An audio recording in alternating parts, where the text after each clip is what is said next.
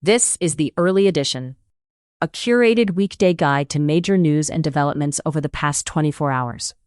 Curated by Lizzie Jennings and read by an automated voice. Published April 2nd, 2026 on Just Security, an essential resource for those shaping a just and secure world.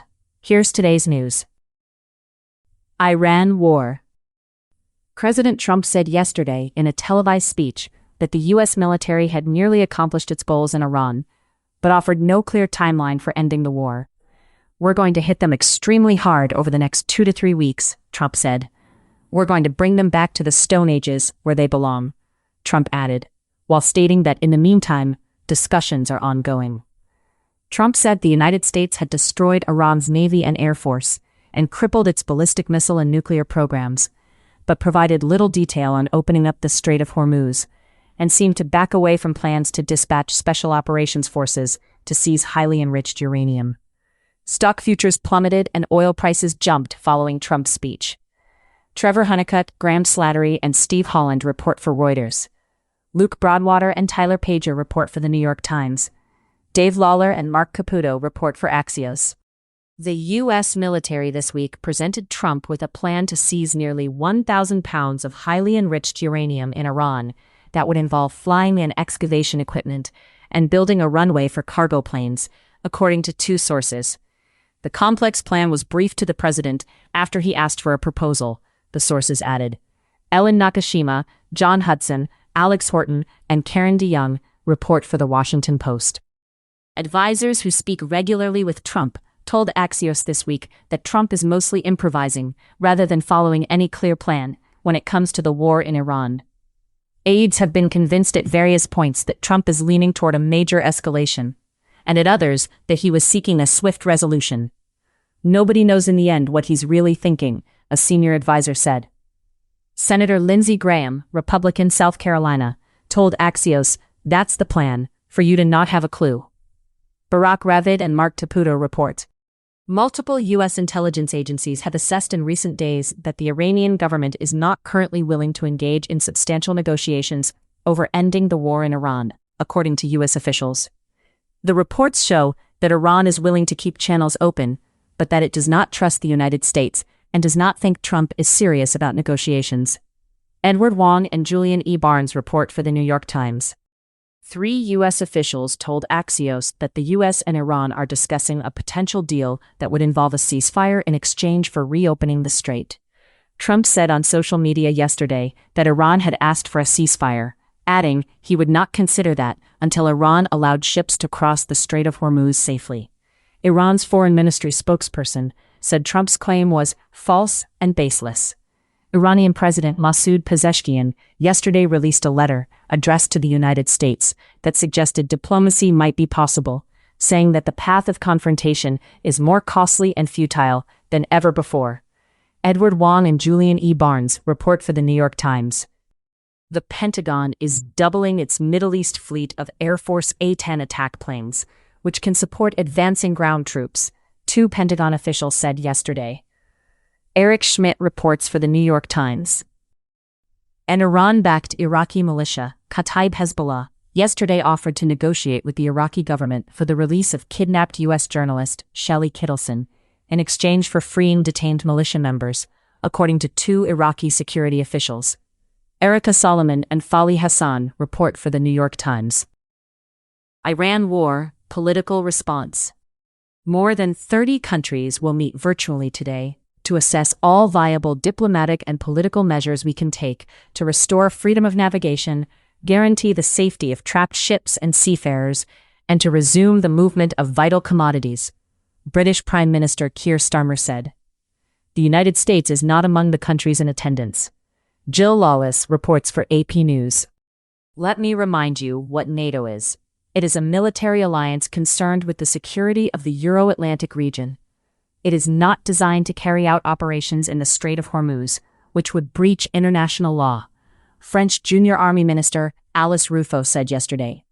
John Irish reports for Reuters. Over 100 international law experts have signed a statement expressing profound concerns about serious violations of international law and alarming rhetoric by the United States, Israel, and Iran in the present armed conflict in the Middle East. Tom Denenbaum, Rebecca Hamilton, Adil Ahmad Haq, Una A. Hathaway, and Gabor Rona report for Just Security. Russia-Ukraine war. The Russian Defense Ministry yesterday claimed that Russia's armed forces had taken control of the entire Luhansk region of Ukraine. A Kyiv military official denied the claim. Ukrainian President Volodymyr Zelensky said yesterday that he would hold a video call with U.S. envoys Steve Witkoff and Jared Kushner to discuss further trilateral negotiations. AP News reports. Other global developments. Member states of the International Criminal Court yesterday voted to move ahead with disciplinary proceedings against Chief Prosecutor Karim Khan after considering two conflicting reports on sexual assault allegations, according to officials. The first report, written by UN investigators, found that there was a factual basis to allegations of sexual misconduct made against him by a female aide, and that witness accounts of the victim lend support to her claims. The second report, by a panel of 3 judges, found that the evidence gathered by the UN was insufficient to establish the truth of the allegations beyond a reasonable doubt. Matthew Dalton reports for the Wall Street Journal. Eastern Libya's military leader, Khalifa Haftar, has acquired what appear to be Chinese and Turkish combat drones, Reuters reporting has found, despite a UN embargo on supplying weapons to Libya. Commercial satellite images show at least 3 drones at Al-Qadim Air Base between late April and December last year. What appeared to be ground control equipment for the aircraft was still visible this year, according to 3 weapons experts. Alexander D. Zadosh, Aaron McNicholas, and Vinaya K. report. Government and allied forces in Burkina Faso have killed more than twice as many civilians as Islamist militants have since 2023, according to a report published today by Human Rights Watch. The scale of atrocities taking place in Burkina Faso is mind-boggling, as is the lack of global attention to this crisis, said Philippe Balapion, executive director of Human Rights Watch. Portia Crow reports for Reuters. Tech developments. Anthropic this week accidentally exposed internal code and systems used to run its Claude Code AI app. By yesterday morning, the company had issued large-scale copyright takedown requests, initially affecting around 8,000 copies before being scaled back. Sam Schechner and Robert McMillan report for the Wall Street Journal. U.S., Caribbean, and Pacific operations. The United States has lifted sanctions against acting Venezuelan President Delcy Rodriguez, according to a Treasury Department notice posted yesterday. Cheyenne M. Daniels reports for Politico. An FBI technical team arrived in Cuba this week to launch an independent investigation, the U.S. Embassy in Havana said yesterday, following an incident in February when 10 Cuban nationals tried to enter Cuba by speedboat. Dave Sherwood reports for Reuters. U.S. immigration developments. A New York State medical examiner's office announced yesterday that the death of Nurul Amin Shah Alam, a nearly blind Rohingya refugee who was discovered days after being left outside a coffee shop by Customs and Border Protection officers, was ruled a homicide. The cause of death was identified as complications of a perforated ulcer precipitated by hypothermia and dehydration, Erie County Executive Mark Polankar said. Daniela Silva reports for NBC News.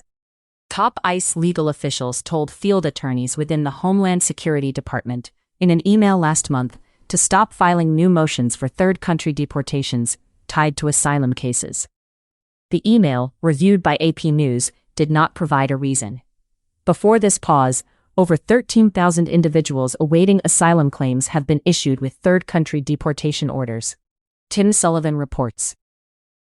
U.S. domestic developments. Senate and House Republican leaders yesterday announced a deal to reopen the Homeland Security Department, funding the department through September 30th, but excluding new funding for ICE and Border Patrol. Their statement said, in the coming days, Republicans in the Senate and House will be following through on the president's directive by fully funding the entire Department of Homeland Security on 2 parallel tracks, through the appropriations process and through the reconciliation process. This plan had previously been rejected by House Republicans last week. Carl Hulse and Michael Gold report for the New York Times. The FBI last week deemed a recent China-linked cyber intrusion into a sensitive agency surveillance system a major incident, according to one congressional aide and 2 U.S. officials. Congress was formally notified of the decision earlier this week, but officials have not publicly disclosed the specific findings or evidence that prompted the FBI to reach this determination. John Sekulariadis reports for Politico. Trump administration actions.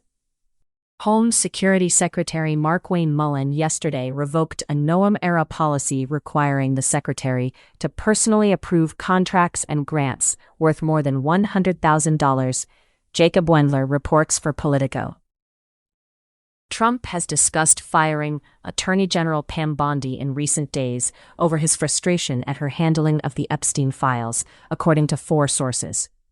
Trump has not made a final decision, but the sources said he is considering replacing her with Lee Zeldin, the administrator of the Environmental Protection Agency. Tyler Pager reports for the New York Times. Trump administration litigation. A federal judge yesterday found that U.S. Customs and Border Protection officials had violated a previous order regarding warrantless arrest and ordered agents operating in her judicial district to fully document their reasons for making any future stops. Zach Montague reports for the New York Times. Democratic Party leaders yesterday filed a lawsuit to block Trump's attempt to limit voting by mail ahead of the midterm elections. Democrats argue that an executive order signed by Trump on Tuesday, which creates an approved list of absentee voters, among other actions, is an unconstitutional interference in the power of states to regulate elections. Jacob Wendler and Aaron Pellish report for Politico. Thank you for listening to Just Security's early edition today, April 2nd, 2026. If you enjoy listening, Just Security's analytic articles are also available in audio form on the justsecurity.org website. To stay up to date on Just Security's analysis of law, policy, and current events, go to justsecurity.org, subscribe to Just Security on Substack, and follow us on LinkedIn, Blue Sky, Facebook, Instagram, and Threads.